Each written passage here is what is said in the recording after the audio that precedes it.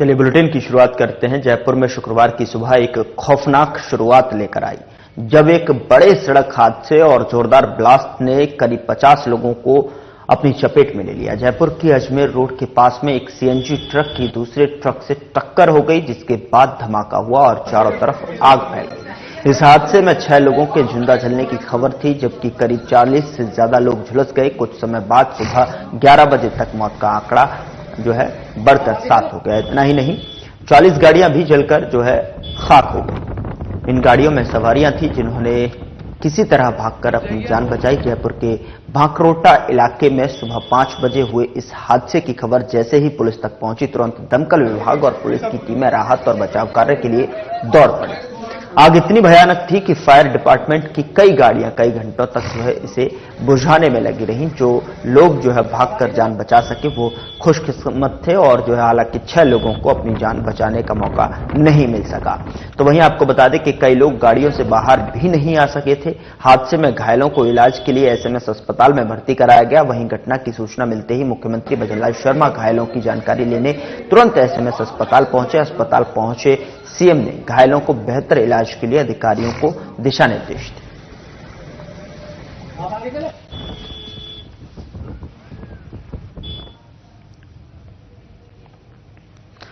उधर अजमेर रोड पर gas tanker में आग से हुए हादसे के बाद चिकित्सा एवं स्वास्थ्य मंत्री श्री गजेंद्र सिंह खीमसर ने जो है निर्देशों पर एसएमएस अस्पताल में भर्ती हो रहे घायलों की त्वरित उपचार के लिए सभी माकूल इंतजाम सुनिश्चित किए गए हैं। और आपको बता दें कि चिकित्सा मंत्री के निर्देश पर अस्पताल में नवनिर्मित अत्याधुनिक वार्ड को घायलों के उपचार के लिए डेडिकेट कर लिया है।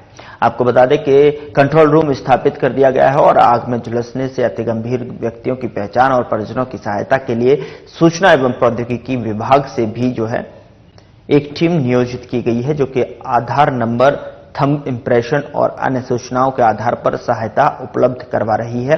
इससे पहले चिकित्सा मंत्री हादसे की जानकारी मिलते ही तत्काल एसएमएस अस्पताल पहुंचे और पूरी स्थिति का जायजा लिया। उन्होंने अस्पताल प्रशासन को घायलों को बेहतर से बेहतर उपचार उपलब्ध करवाने के निर्देश दिए। उन्होंने कहा कि घायलों का जीवन बचाने के लिए हर संभव प्रयास सुनिश्चित करें।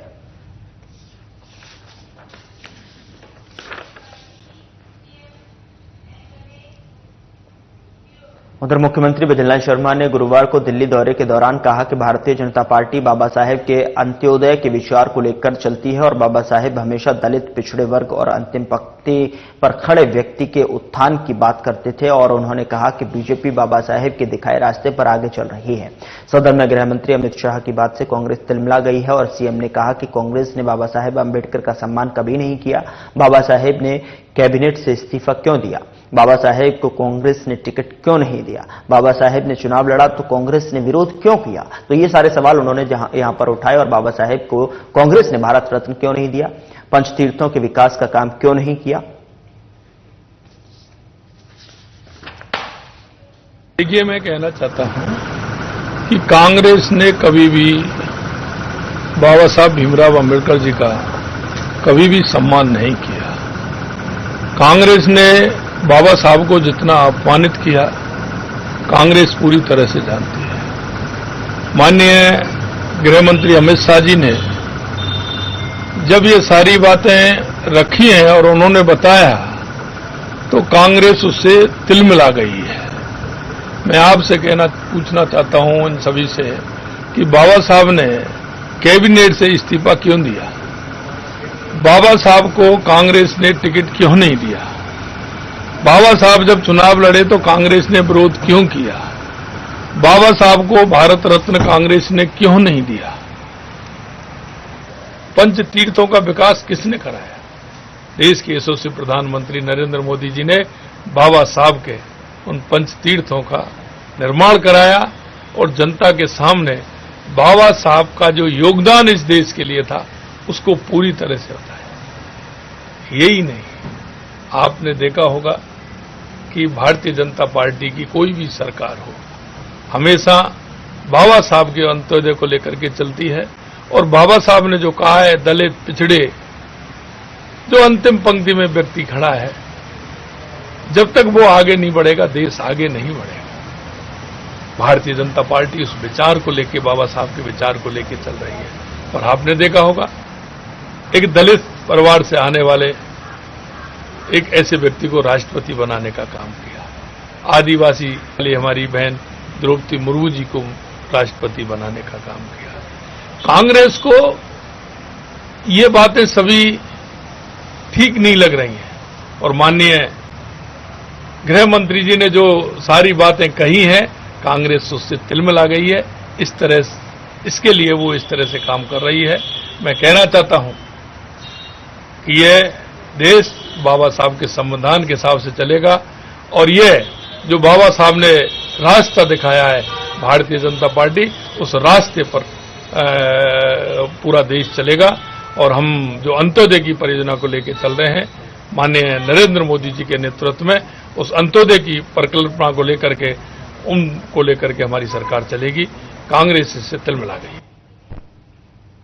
यहां रुक रहे हैं एक छोटे से ब्रेक के लिए। ब्रेक के उस पार खबरों का सिलसिला लगातार जारी है।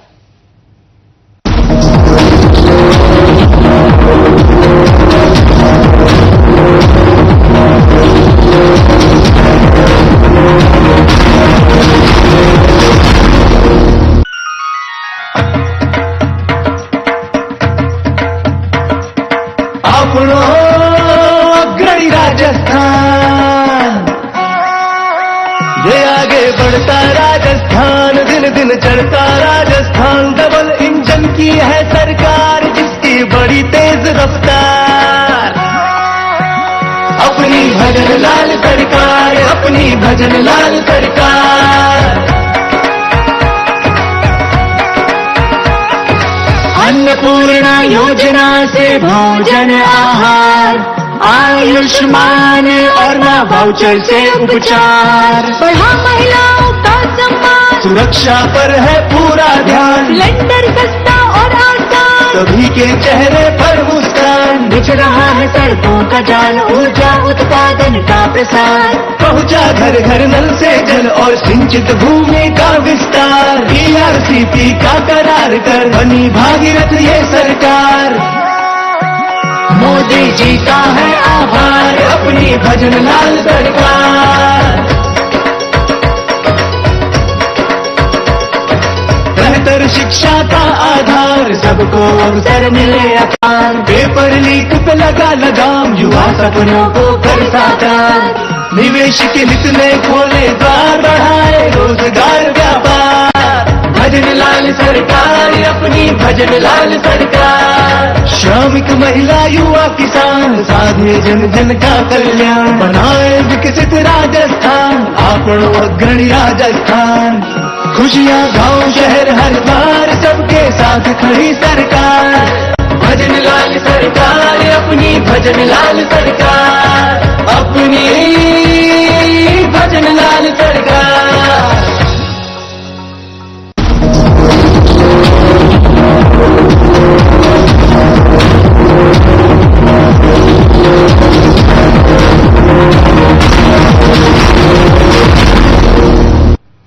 ब्रेक के बाद स्वागत है आपका। खबरों में आगे बढ़ते हैं। उप मुख्यमंत्री डॉक्टर प्रेमचंद बैरवा द्वारा गुरुवार को जयपुर के राजकीय रामचंद्र खेतान पॉलिटेक्निक महाविद्यालय के सिविल अभियांत्रिकी विभाग में जो है HG की कौशलशाला का लोकार्पण किया गया। ये सेंटर ऑफ एक्सीलेंस राजकीय रामचंद्र खेतान पॉलिटेक्निक महाविद्यालय और HG इंफ्रा इंजीनियरिंग लिमिटेड की परोपकारी संस्था HG फाउंडेशन के मध्य CSR के तहत हुए MOU की क्रियान्वित है। आपको बता दें कि इस अवसर पर डॉक्टर बैरवा ने कहा कि मुख्यमंत्री भजनलाल शर्मा के नेतृत्व में राज्य सरकार युवाओं के कौशल विकास को बढ़ावा देकर रोजगार के अधिकाधिक अवसर उपलब्ध कराने के लिए कटिबद्ध है। उन्होंने CSR को आधुनिक भामाशाह का स्वरूप बताते हुए कहा कि इस सेंटर ऑफ एक्सीलेंस के माध्यम से विद्यार्थी केवल किताबी ज्ञान तक ही सीमित नहीं रह सकेंगे, बल्कि अपने व्यवहारिक ज्ञान और कौशल को निखार कर भविष्य के लिए खुद को तैयार कर सकेंगे।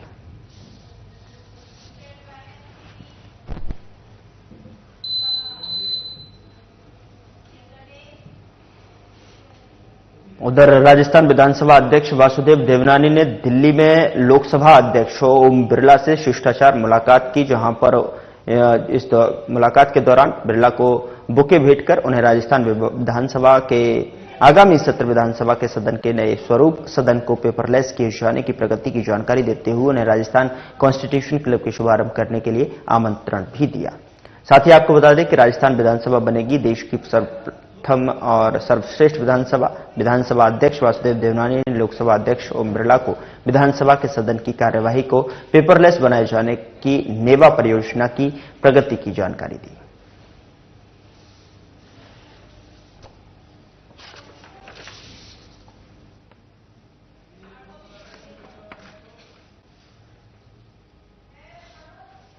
विधानसभा की पेपरलेस प्रोजेक्ट तकनीकी का अध्ययन किया गया और साथ ही आपको बता दें कि इस टीम द्वारा दिए जाने वाले सुझावों के क्रियान्वयन में केंद्र सरकार राजस्थान विधानसभा की मदद करेगी।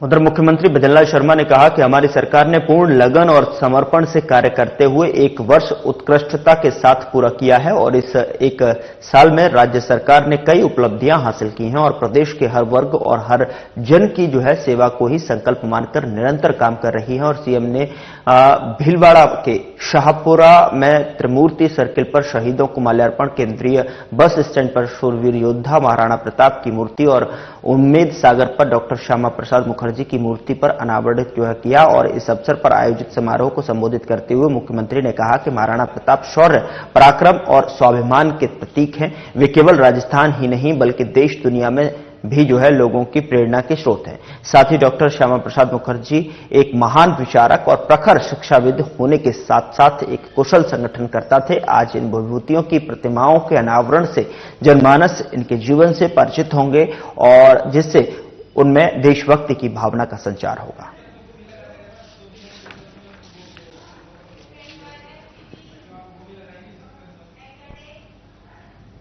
उधर उप मुख्यमंत्री दिया कुमारी ने जयपुर में आयोजित वैश्विक सड़क निर्माण और सुरक्षा सम्मेलन 2024 के उद्घाटन समारोह को संबोधित करते हुए प्रदेश के बुनियादी ढांचे में प्रगति लाने में शोधकर्ताओं, इंजीनियरों और श्रमिकों के अविश्वसनीय योगदान की सराहना की और प्रदेश के बुनियादी ढांचे को और सुदृढ़ कर आमजन को बेहतर सुविधाएं प्रदान करने के प्रति सरकार की प्रतिबद्धता व्यक्त की।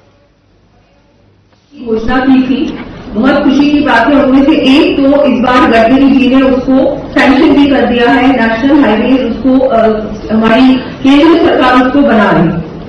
उसके अलावा भी ये जो ग्रीन एक्सप्रेस वेज है, मैं मानती हूं कि अब the way forward is that sustainability, environment is our top most concern. हमारे लिए अगर कोई चिंता का विषय है जिसके बारे में हमको तुरंत काम करना है, वो है हमारा पर्यावरण। तो आज चाहे रोड बनाए, इंफ्रास्ट्रक्चर बनाए, कुछ भी अगर हम नया बना रहे हैं तो उसमें सबसे पहला कंसर्न ये होना चाहिए कि इन्वायरमेंट को उससे नुकसान ना हो। कम से कम पोल्यूटेंट्स को हम यूज करें, हम उसको पूरी तरह से इन्वायरमेंट फ्रेंडली बनाएं और जो हम मटेरियल का भी उपयोग करेंगे वो भी ज्यादा से ज्यादा इन्वायरमेंट फ्रेंडली हो।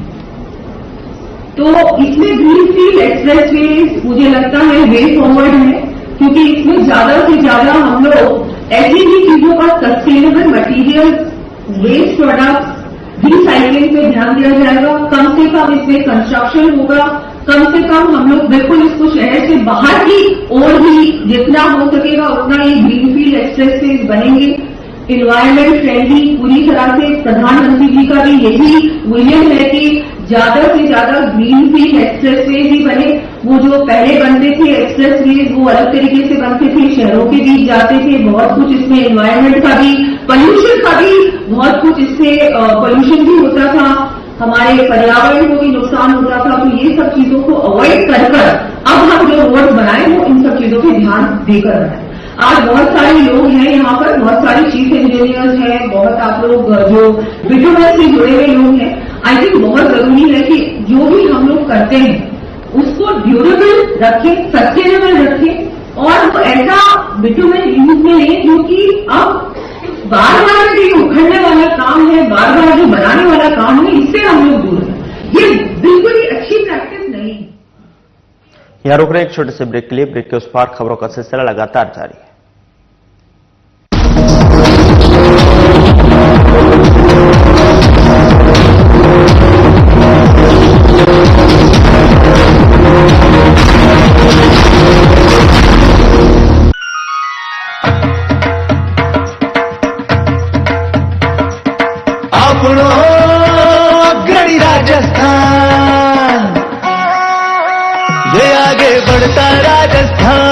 दिन चढ़ता राजस्थान, डबल इंजन की है सरकार जिसकी बड़ी तेज रफ्तार।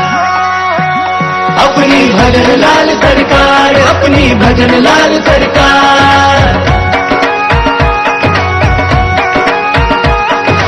अन्नपूर्णा योजना से भोजन आहार, आयुष्मान और ना वाउचर से उपचार, बढ़ा महिलाओं का सम्मान, सुरक्षा पर है पूरा ध्यान, सिलेंडर सस्ता और आसान, सभी के चेहरे पर मुस्कान। बिछ रहा है सड़कों का जाल, ऊर्जा उत्पादन का प्रसार, पहुंचा घर घर नल से जल और सिंचित भूमि का विस्तार। DRCP का करार कर बनी भागीरथ ये सरकार। मोदी जी का है आभार, अपनी भजन लाल सरकार।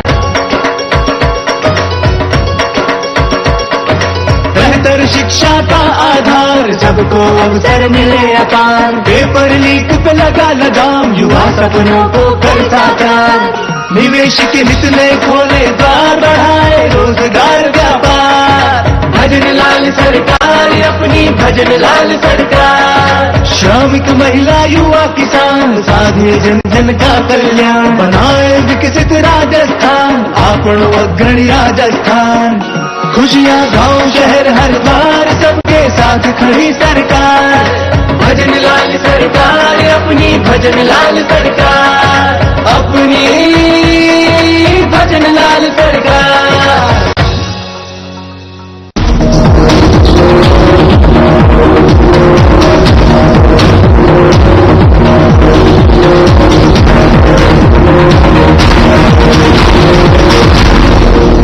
ब्रेक के बाद स्वागत है आपका। खबरों में आगे बढ़ते हैं। किसी की रुकी हुई पेंशन शुरू हो गई तो किसी को निःशुल्क इलाज के रूप में संजीवनी मिली।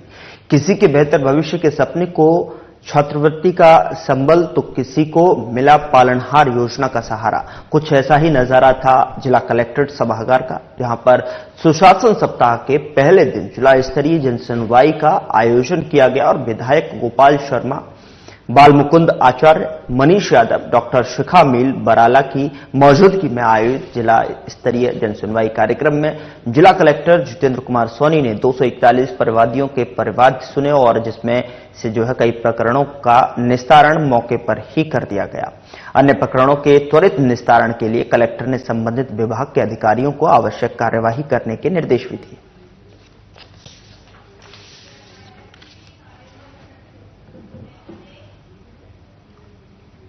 उधर खाजूवाला की ग्राम पंचायत सियासर चौगान के अटल सेवा केंद्र पर अतिरिक्त जिला कलेक्टर डॉक्टर दुलीचंद मीना की अध्यक्षता में रात्रि चौपाल का आयोजन हुआ। दरअसल आपको बता दें कि चौपाल में एडीएम मीना द्वारा राज्य एवं केंद्र सरकार की कल्याणकारी योजनाओं के बारे में बताया गया और सरकार द्वारा गर्भवती महिलाओं के स्वास्थ्य कल्याण के संचालित प्रधानमंत्री मातृ वंदना योजना एवं निःशुल्क सोनोग्राफी जैसी योजनाओं को लाभ जानकारी के अभाव में जरूरतमंदों को नहीं मिल पा रहा है और ऐसी चिंता प्रकट की है। और ऐसे में आपको बता दें कि ग्राम पंचायत में 9 स्कूल हैं जिनमें 546 बच्चों का नामांकन है, लेकिन आधार नामांकन मात्र 436 बच्चों का है। आधार नामांकन के अभाव में अनेक योजनाओं का लाभ नहीं मिल पाता है।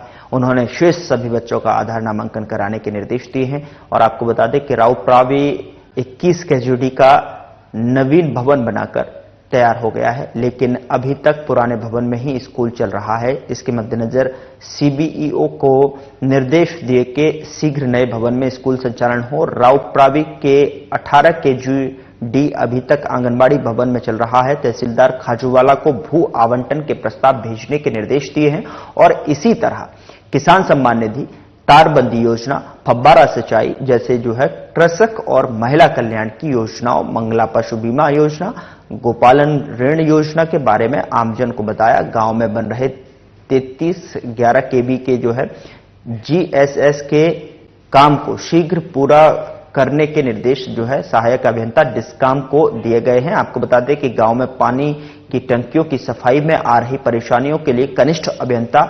PHED के निर्देश दिए हैं। पालनहार योजना का क्रियान्वयन सही नहीं होने पर पुनः सर्वे कर सभी पात्र व्यक्तियों तक योजना का लाभ पहुंचाने के निर्देश दिए।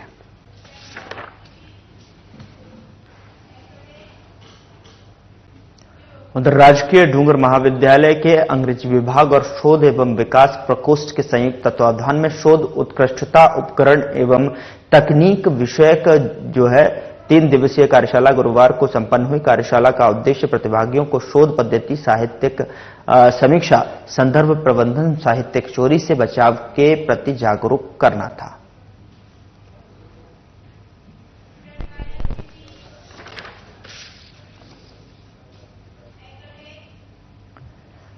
उधर जिला स्तरीय जन सुनवाई और जिला जन अभाव अभियोग समिति की बैठक गुरुवार को जिला कलेक्टर नम्रता बिष्ट की अध्यक्षता में जन सुनवाई में 86 प्रकरण आए और बैठक में 16 प्रकरणों पर विचार विमर्श किया गया। इस दौरान जिला कलेक्टर ने कहा कि आमजन के परिवेदनाओं का समयबद्ध निस्तारण कर उन्हें राहत पहुंचाना राज्य सरकार की प्राथमिकता है। इसे ध्यान में रखते हुए प्रत्येक अधिकारी पूर्ण प्रतिबद्धता के साथ में कार्य करे। उन्होंने प्राप्त परिवेदनाओं को शुरुआती स्तर पर ही निस्तारण करने के निर्देश दिए हैं और लगभग 3 घंटे तक चली जन सुनवाई में जिला कलेक्टर के 86 प्रकरणों को सुना गया। संबंधित अधिकारियों से स्थिति की समीक्षा करते हुए समय सीमा में परिवादी को राहत पहुंचाने के निर्देश दिए।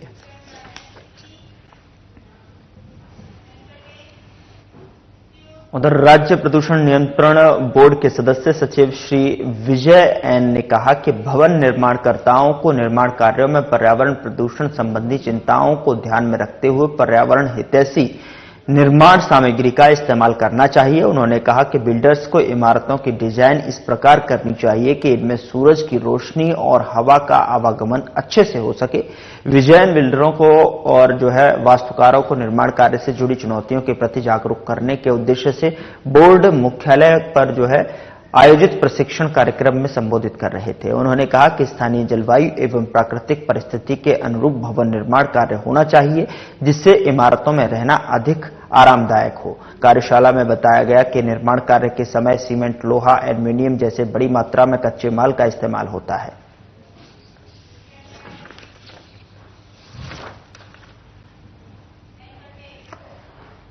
उधर राजस्थान राज्य विधिक सेवा प्राधिकरण जयपुर के तत्वावधान में चंद्र प्रकाश श्रीमाली अध्यक्ष जिला विधिक सेवा प्राधिकरण जयपुर महानगर द्वितीय के निर्देशन में उच्चतम न्यायालय नई दिल्ली के प्रकरण सुप्रिया चक्रवर्ती बनाम भारत संघ सिविल के क्रम में प्रदत्त दिशा निर्देशानुसार जिला विधिक सेवा प्राधिकरण जयपुर महानगर द्वितीय द्वारा जिला विधिक सेवा प्राधिकरण जयपुर महानगर प्रथम, जिला विधिक सेवा प्राधिकरण जयपुर जिला तथा नई भोर संस्था के समन्वय से समलैंगिक एवं ट्रांसजेंडर समुदाय के अधिकारों को परिभाषित करने एवं उक्त अंकित समुदाय के अधिकारों की सुरक्षा के लिए पैनल अधिवक्ता, लीगल एड डिफेंस काउंसिल और पैरा लीगल वॉलंटियर्स आदि के लिए ऑनलाइन ऑफलाइन प्रशिक्षण कार्यक्रम का आयोजन किया गया।